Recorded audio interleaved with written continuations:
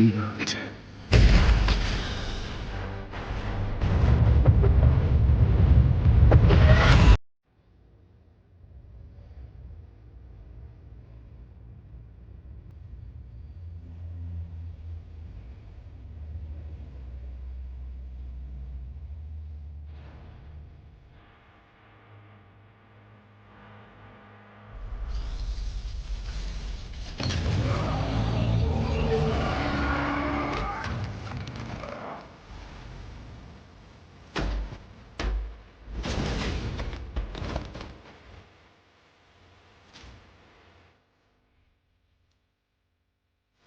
I am inevitable.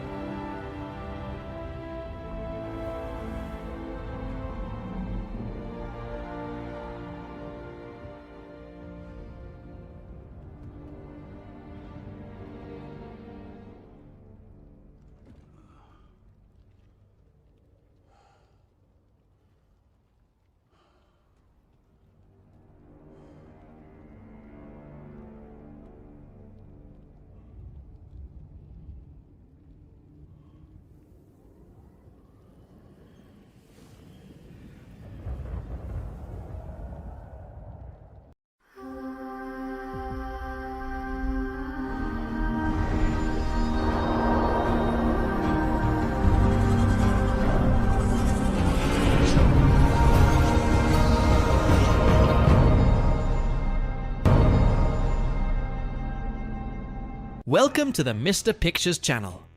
Today, I'm going to bring a story entering the MCU, where many interesting points will be brought up, about an alternative version of Tony Stark with gold armor to fight an intergalactic threat. Let's get straight to the point. Tony Stark's last legacy, awakening at the end of the universe. Tony Stark opened his eyes and blinked several times. The last thing he remembered was the snap of his fingers with the Infinity Gauntlet. He had defeated Thanos. He had saved the universe. But then, he died. Or at least should have died. He stood up slowly, feeling the weight of his own body. But something was different. There was no pain, no burns, no damage caused by using the gauntlet. Where the hell was he? Looking around, he realized that the scenario didn't make sense. The sky above was an infinite void, filled with stars that seemed to pulse in unknown patterns. The ground beneath his feet was not Earth, but a metallic surface, shiny and cold. Welcome to the end, Tony Stark. He turned sharply. Before him, a tall man dressed in a white robe was watching him with an enigmatic gaze. His skin seemed to be made of light, and his eyes glowed as if they contained entire galaxies. "Who are you?" Tony asked, feeling his mind already starting to work on 1,000 hypotheses. The being smiled slightly. "I'm the Watcher." Tony crossed his arms. "Okay, is this some kind of post-mortem delusion? Because if it is, I have to say I was expecting something less depressing." The Watchman remained expressionless. "You're not dead, Tony Stark, but you're not alive either. You were pulled to this point in time and space for a greater reason." Tony frowned. "And what would be that reason?" The Watcher took a deep breath before speaking. You saved one universe, but in doing so, you doomed another. Tony was silent for a moment. You'll need to be more specific. The Watcher extended his hand, and a holographic projection appeared. Tony saw distorted images of a reality he didn't recognize. Cities were on fire. Fallen heroes lay in ruins. At the center of it all, man in gold and black armor, raising a handful of cosmic energy. Tony's blood ran cold. He knew that armor design. It was his. This can't be real. The Watcher looked directly at him. This is a version of you, Tony Stark. A version that realized that to save the universe, it was not enough to destroy villains. It was necessary to rule everything, to be the only absolute truth. Tony swallowed. And you want me to fix it? The Watcher nodded. You are the only person who can stand up to him. You must stop his own rise to power. Tony ran a hand over his face and laughed humorlessly. Great. Now I'm hunting the evil version of myself. This sounds like a typical day in my life. The Watcher watched him for a moment before speaking. This will be your toughest battle, Tony Stark. Because to beat him, you'll need to be more than Iron Man. Tony looked at the projection of his corrupted version and took a deep breath. He had faced gods, titans, and aliens, but he had never faced himself. And that was a problem. Returned to the battlefield, Tony felt an energy envelope his body. Before he could react, he was pulled into the dimensional vortex created by the Watcher. In the blink of an eye, he found himself in a devastated world. The air was heavy. The smell of destruction and blood permeated the environment. And then he saw it.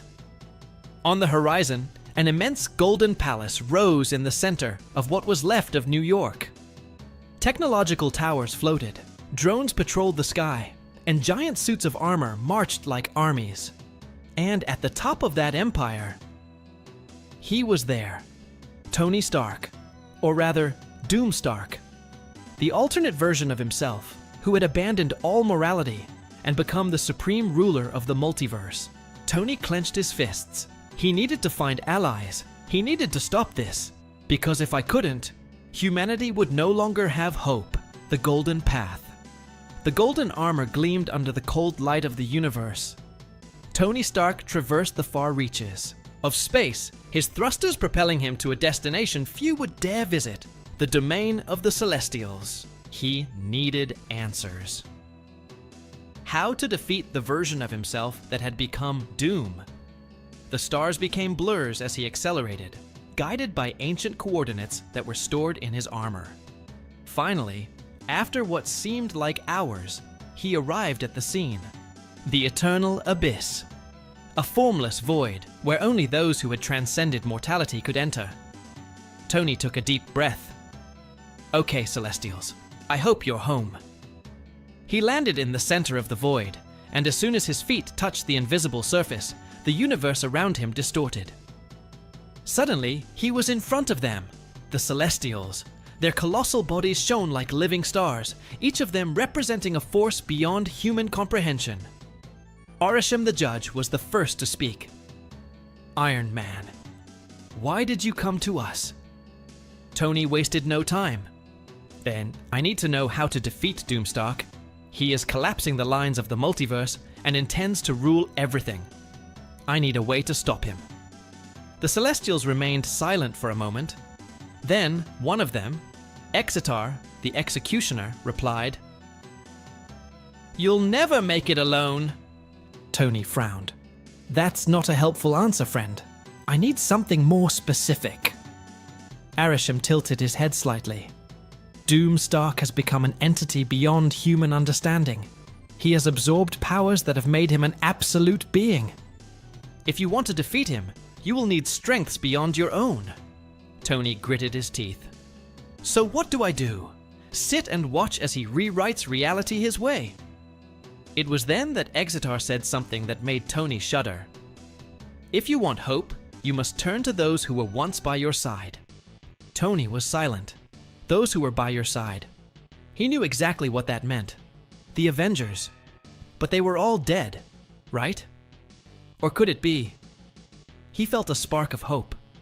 If there was a chance, however small, that his former allies could help him, he needed to try. Wasting no time, Tony activated the thrusters and left the Celestials' domain. He had a new goal: bring back those who could prevent the multiverse apocalypse. And if that meant defying the laws of time and death, so be it. Tony Stark was ready to rewrite history. The return of the Avengers. The Golden Armor's engines roared as Tony tore through the vastness of space, his mind racing with the impossible idea the Celestials had suggested. Reach out to those who were once by your side. But how? The Avengers were dead, scattered, or simply unable to face a being like Doom Stark. He needed something more. And then, an idea emerged. If Doom Stark had learned to manipulate time and space to shape the multiverse to his will, so could Tony Stark. His calculations were bold, bordering on insanity. But he had no choice. He would defy death itself. The first target, the God of Thunder Tony, adjusted the coordinates. Destination: Asgard, or at least what was left of it. With a sonic boom, he tore through Earth's atmosphere and into space, heading towards the wreckage of Asgard floating in the cosmos. The rubble of the ancient home of the gods still glowed with the golden energy of the destroyed Bifrost. But Tony wasn't there for the wreckage. He knew that if there was any chance of bringing Thor back, he would have to look to Valhalla. The idea seemed absurd.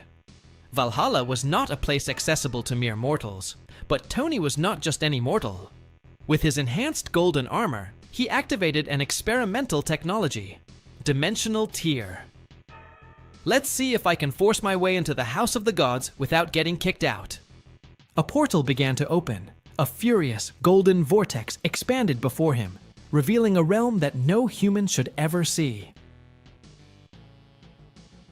Valhalla. He took a step forward and fell. When he opened his eyes, he was standing on a golden field, under an eternal sky of battles. Ancient warriors, legendary figures.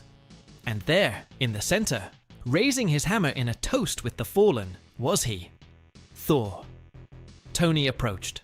The God of Thunder turned around, eyes blazing like raging storms. "Stark! How the hell did you get here?" Tony smiled.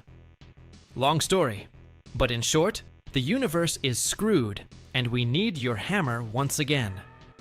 Thor stared at Tony for a moment. Then he threw his mug of mead aside and picked up Mjolnir. Then let's crush Doom. And a new Avenger had returned. The second target, the soldier and the King Thor and Tony now had a clear goal. They needed to find other allies.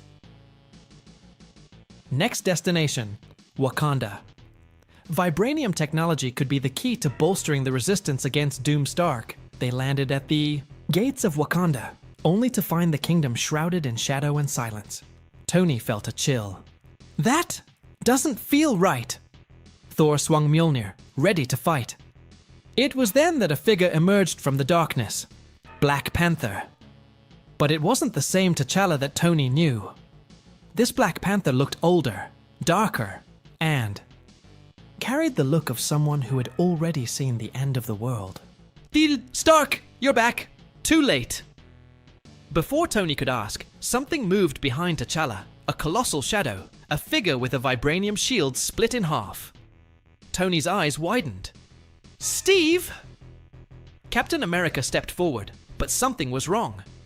His eyes were empty, his uniform torn, and when he spoke, his voice was just an echo of what it once was. Doom is already among us. Terror ran down Tony's spine. They weren't just late, Doom had already arrived first. Continues. Will Steve be corrupted by Doom? What will happen to Thor and Stark? Click the like button so you don't miss any videos. Until next time, bye.